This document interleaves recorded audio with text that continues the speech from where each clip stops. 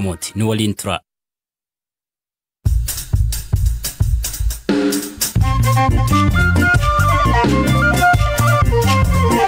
Yooya malee yooya dhaggeeffattoota raadiyoo BBC Afaan Oromoo nu dhiyaadha bakka dhaggeeffachuu jirtan cufaatti sagantaan keenya am jalqaba.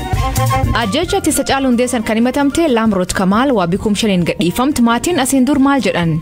Walitti dhufeenyaa fi hidhata akka qabdu mucayyoo sanaa fi mucayyoo sana qofa haaqni isaa dhiigni isaa kan harka jiru akka maatittis akka namuu hundi akka hubatu ka barbaannu intala bira jira haaqni mucaa.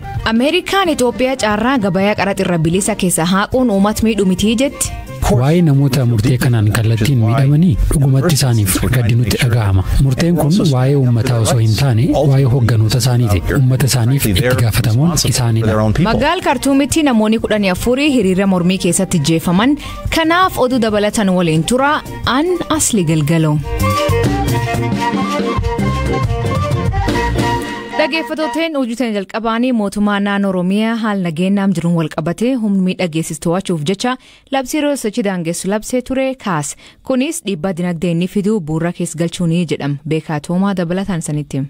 Dubbi himaan paartii badhaadhinaa damee Oromiyaa obbo Gizaachoo Gabbisaa BBCtti akka himanitti labsii bahee keessaa sochii konkolaataa fi sochii namaa sa'aatiin kan daangessutu ka'ee jedhan. Kunis dhiibbaan dinagdee inni fidu ilaalcha keessa galchuun akka ta'e BBCtti himaniiru. Ta'us eegumsii fi sakattaan garuu itti fufaa jedhan. Akka lakkoofsa Itoophiyaa sadaasa 3 bara 2014 irraa eegalee halkan keessaa sa'aatii 3 haga barii sa'a 11 walakkaatti namoonnii fi konkolaataawwan akka hin sochoone daangaan kaa'amee ture. Sochii haga ammaa tureen bu'aan gaariin galmaa'uusaa haati alangee naannoo Oromiyaa Aadde Addunyaa Ahmad miidiyaa biyya keessaaf himaniiru. Gara fuula duraatti haalawwan jiru ilaaluudhaan labsichi guutuu naannoo Oromiyaatti yookiin bakkeewwan murtaa'anitti irra deebiin labsamuu akka danda'u himan. Mootummaan naannoo Oromiyaa amma dura labsii kana kan labsee haala nageenyaa naannicha keessa jiru wal qabate humnoota miidhaa geessuu danda'an to'achuuf jechuun ture kalabse. Waraana kaaba Itoophiyaatti erga dhalatee waggaan tokko darbe naannolee Amaaraa fi Affaar keessattis babal'achuu fi gara giddugala biyyaattis siqaa jiraachuun wal qabate mootummaan federaalaa labsii yeroo muddamaa ji'oota 6 turu labsuun ni yaadatama.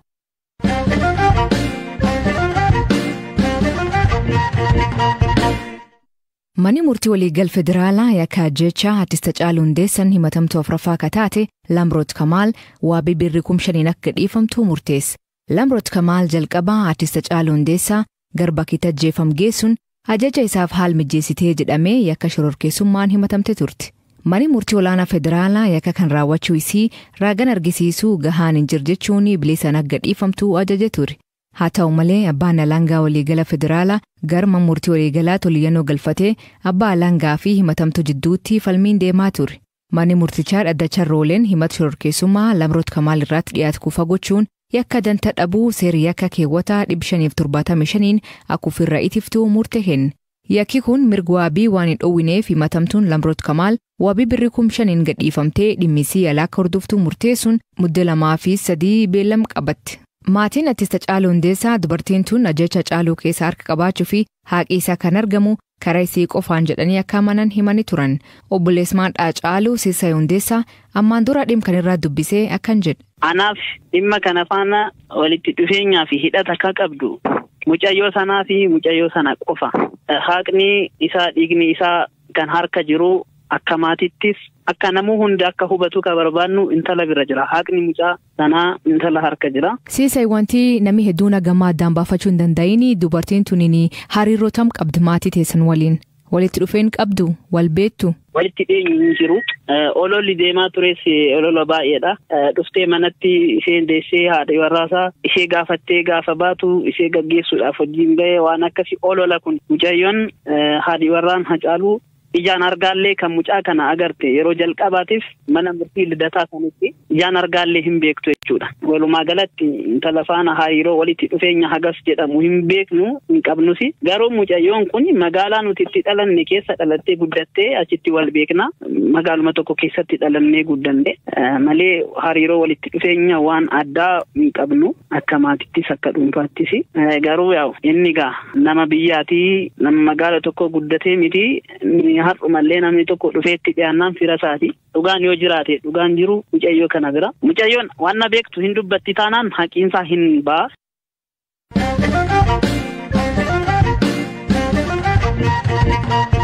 Naannoo kibbaa godin kibba Oomoo Aanaa Dasnach keessatti hongee uumameen loon 9,000 ol yoo dhuman namoonni hedduun hanqina nyaataaf saaxilamanii jedhan waajjirri ittisa balaa fi waabii nyaataa Aanaa Dasnach akka jedhuutti roobii gannaa fi kaafraasaa waan hin roobiniif hongeen uumamee jedhu hooggantuu waajjirichaa Asnaqech Waaqshum.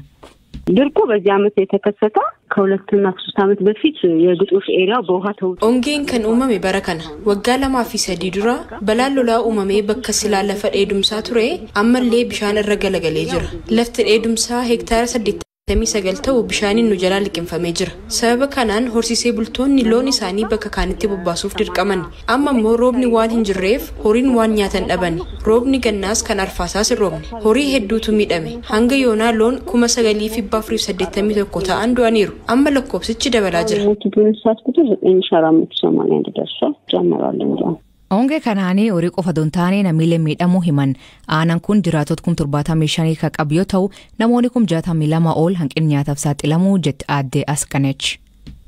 እስካሁን 62790 ህብረተሰብ ተጎድቷል namoonni 62 fi 790 ta'an sababuma ongee kanaatiin hanqina nyaataaf nu jala saaxilamanii jiru karaa WFP deeggarsi namoota hanqina nyaataaf saaxilamaniif godhamu ni dhufa garuu gahaa miti gama mootummaanis qamadii qofaan deeggarsi godhamu jira nyaatni gahaan hin jiru amma dura namni du'e hin jiru malee namoonni hedduun nu jala miidhamaniiru hanqina nyaataa jabaatu jira ተጎድተው ነው ያሉት ከፍተኛ ምግብ እጥረት አለ ነው Gargaarsi horii fi jiraatota hongee kanaan miidhamaniif godhamaa jiru jiraatullee gahaa miti jetti.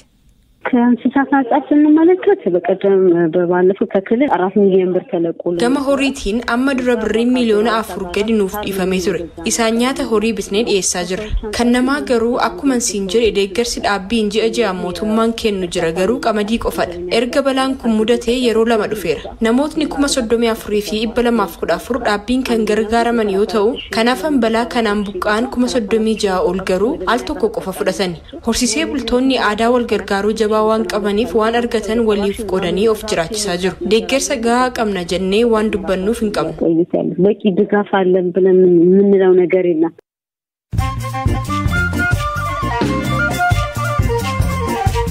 Dhaggeeffattootni ammoo gabaabaa addunyaa isanii dhiyeessaa jalqabaan mootummaan Itoophiyaa naannolee Amaaraa to'annoo hidhattoota Tigraay jala jiran Kombolchaa fi Laalibeelatti deeggarsi namoomaa xiyyaaraan akka dhiyaatu eeyyam kennuu beeksise. Naannoo Tigraay torbaanota dheeraan booda konkolaattonni deeggarsaa fe'an 369 seenan eeyyamaman. Laalibeelaaf Kombolchaan naannolee Amaaraa harka hidhattoota Tigraay jala jiran yoo ta'an dhimma laalii deeggarsaa kan ilaalchisee hoogganooti TPLF irraa wanti jedhamin jiru. Mootummaa Naayijeeriyaa murtee US ka biyyattii taree biyyoota bilisummaa amantii yaaddessata keessa baasuu deeggaran ministeerri odeeffannoo Laayi Muhammed murteen kun ka haqaa fi sirrii ta'uu ibsite murteen kun guyyaa ministeerri haajala Ameerikaa Anthony Blinken biyyattiitti imaluu labsame. Hiriirri mormii kalee magaal Kartuum Suudaanii geggeeffameen namoonni 14 du'uu daktaroonni himan namoonni 1000 lakkaa'aman bulchiinsa waraana mormoonii daandiitti ba'anii yaada isaanii dhageessifachaa turan namoota ajjeefaman keessaa ijoolleen jiraachuu himan. Shororkeessitoonni mana hidhaa Keenyaa keessa miliqan adoo baqir jiranii qabamanii mana deebifaman namoonni 3 akka malee hamoo jedhaman Soomaaliyaatti baqachuuf yaalanii jedhan isaan keessaa tokko Haleelaa Yuunivarsiitii Gaarrisaatti lubbuu namoota 148 galaafateen qood keessa qabjechuun himatamee hidhame. Pireezidantiin Keenyaa Uhuru Keenyaataan seera haaraa baqattootaa fi carraa barnootaa fi hojii kennuu mallatteesse. Seerri haaraan kun akka baqattoonni salphinaan hawaasatti makamanii fi jireenya dansaa argatan godha. Mootummaan Keenyaa ajajaan booda kaampii baqattoota lamcufuu fi karoorfatee jira. Hoogganaa mirga namoota US ka ture Malcolm X bar 1965tti ajjeesuun kan itti murame namoonni lama addaabbiin isaanii addaan cituuf Mohamed Azizii fi Khalil Islam haqisaniif maluu hin arganne jedhee abbaan alangaa aanaa Manhattan Cyrus Vance Jr. miidiyaa New York Times takimanitti FBI fi poolisiin ragaa jarkanaa bilis baasuun maluu waltaa'uun dhossanii jedhe.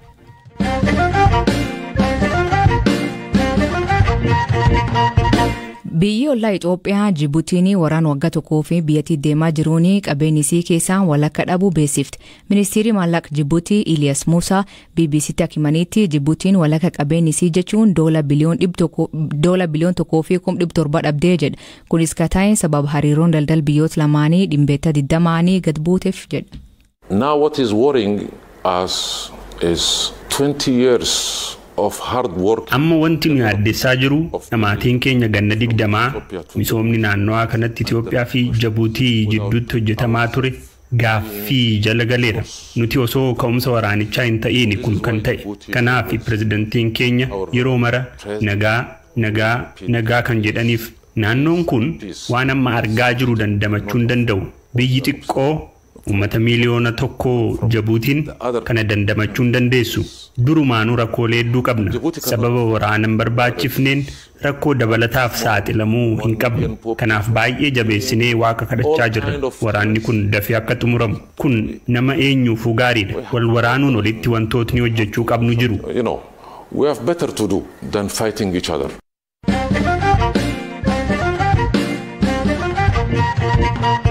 Waraanni Itoophiyaa karaa dippiloomaasiin furmaata argatu dhiibbaa gochaa jiraachuu ministeerri haajaa Ameerikaa Anthony Blinken kan himu waraanni itti fufnaan Itoophiyaan diigamuu maltii yaaddu jedhu akka qaban hima. Anthony Blinken turtii BBC waliin taasiseen dhimmoota waraana Itoophiyaa hokkara Suudaanii fi imaamata Ameerikaan Afrikaa irratti qabdu dubbate. Kan Itoophiyaan yoo eegallu Ameerikaan Itoophiyaa caarraan gabaa qaraxirra bilisa AGOA keessa kan haaqxe waraanni biyyattii mariin akka furamuu dhiibbaa gochuufi jedhe. Namoota murtee kanaa fi kallattiin miidhamaniif itti gaafatamtoonni hogganoota siyaasaa biyyattii jedhe. Under the terms of AGOA itself. Seera AGOA mataasaa jalatti biyyi sarbamni mirgoota namoomaa hamaan keessatti raawwatamaa jiru AGOA irraa fayyadamuu akka hin dandeenye tumamee jira. Bu'uura kanaan wanti amma Itoophiyaa keessatti ta'aa jiru hanga amajjii tokko yoo kan itti fufu ta'e akkaatuma seerri jedhuun faayidaa Itoophiyaan silaa AGOA irraa argattu kan haga bara 2025 itti fufuu malu dhaabbiin haquu qabna. Waa'ee namoota murtee kanaan kallattiin miidhamanii dhugumatti isaaniif gaddi nutti dhagahama. Gargaarsi namoomaa dhaqqabuu qaba jennee kawwatu waamnuuf uummataaf waan gaddinuuf mirga isaaniifis dhaabachaa jirra. Murteen kun waa'ee uummataa osoo hin taane waa'ee hogganoota isaaniiti. Hogganooti kallattii maraan jiran walitti dhufanii garaagarummaa biyyattii keessatti uumameef furmaata siyaasaa akka barbaadanidha. Kanaaf dhugumatti uummata isaaniif itti gaafatamuun isaanidha. Dhimma Suudaan irratti ajjecha waraanii biyyattii lammiilee nagaa bulchiinsa siviilii deeggaruun hiriira baanirraa raawwatu balaaleffatee ministeerri muummee Abdalla Hamdok torbaanotaan dura waraana aangorra kaafame bakkaatti deebi'uu qabaa jedhe. Well, I think the generals have to listen not only to the international community but first and foremost. Akka yaadutti jeneraalonni Sudaan hawaasa idil addunyaa qofa osoo hin taane duraan dursee uummata isaanii dhaga'uu qabu. Uummanni Sudaan cehumsi bulchiinsa siviiliin hoogganamu akka bakkatti deebi'u akka barbaadan ifa godhaniiru. Adeemsi seena qabeessi Sudaan gara dimokiraasii fi badhaadhinaa ceesisuu danda'u waraanni aangoo fudhachuu isaatiin gufateera. Amma wanti murteessaan hoogganoonni waraanaa Sudaan uummata isaanii irraa akkasumas hawaasa idil addunyaa irraa dhagahuu qaban cehumsa bulchiinsa siviiliin hoogganamu bakkatti deebisuudha. Ministeerri muummee Sudaan nama beekamtii seeraa qabudha jedhee yaada. Kanaaf inni aangoo isaatti deebifamuu qaba. Dabalataan namoonni hidhaman gadhiifamuu qabu. Hunda caalaa garuu hokkorri adeemaa jiru dhaabbachuu qaba. Kaleessa cehumsa gara dimokiraasii deeggaruun sababa sagalee isaanii dhageessisaniif qofa namoonni hedduun ajjeefamuun gonkumaa fudhatama hin qabu. The democratic transition is totally unacceptable. Bara bulchiinsi Donald Trump imaamatii Ameerikaan Afrikaa irratti qabdu dhiibbaa Chaayinaa dur dhaabbachuu ta'uun imamaa ture. Imaamatii bulchiinsi Biden Afrikaa irratti qabu maalii gaaffii jedhu. Our Africa policy is about Africa, not about China. It's about the Imaammanni nuti Afrikaa irratti qabnu waa'ee Afrikaati malee waa'ee Chaayinaa miti. Waa'ee hariiroo Ameerikaa fi biyyoota arditti hunda waliin qabnuti. Kunis dhugaa bu'uuraa tokko irratti kan hundaa'edha. Gaarummaa uummata keenyaaf jecha wanti addunyaa irratti hojjechuu feenu martisaa Afrikaa malee milkaa'uu hin danda'u. Waa'ee jijjiirama qilleensaa yoo haasofnu Afrikaan qaama furmaataa ta'uu qabdi. Waa'ee weerara dhukkuba COVID-19 yoo kaasne Afrikaan qaama furmaataa ta'uu qabdi. Dhimmoota kana lamaan irrattuu michooma tolfachaa jirra. Waa'ee dinagdee hirmaachisaa yoo haasofnu uummata dargaggeeyyii fi lakkoofsa uummataa biliyoona tokko ol kan qabdu Afrikaan dirqama qaama furmaataa ta'uu qabdi. Yeroo dimokiraasiin daddaqamaa jiru kanatti waa'ee dimokiraasii fi mirgoota namoomaa yoo kaasne Afrikaan qaama furmaataa ta'uu qabdi. Dhimmoota kana hunda irratti michooma ijaaruu feena. Asirratti wanti dhumaani jechuu fedhu kuni hundi dargaggoota irratti xiyyeeffate. Uummanni Afrikaa ammoo irra hedduun dargaggoota. A lot of this, as I said, is grounded in young people, precisely because the population is so young. Dhaggeeffattoota sagantaa narraa ganumaa waliin turuu keessaniif ulfaadha isaniin jenna.